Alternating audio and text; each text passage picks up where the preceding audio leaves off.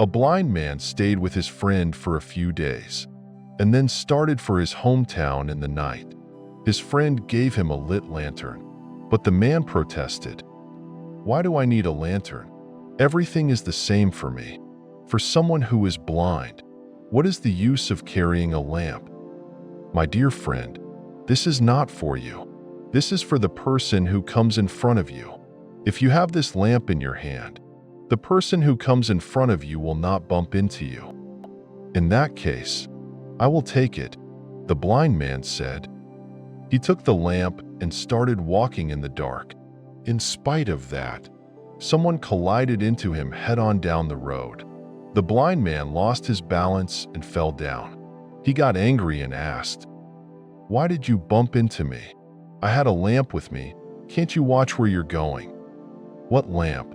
I don't see anything," said the man who bumped into him and looked around.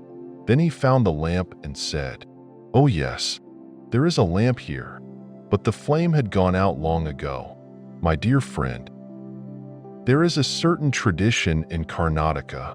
If non-vegetarian food is served to a guest at someone's home, they will keep a pestle next to the leaf on which food is served.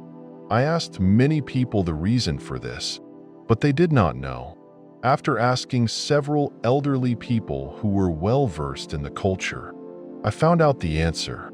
Earlier, the tradition was to keep a small stick next to the leaf as a toothpick, in case the person got something stuck between his teeth.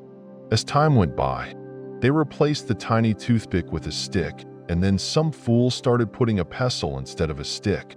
Later, this became the standard practice without anyone asking for an explanation. Can anyone use a pestle as a toothpick? This is how we create certain processes to benefit our lives.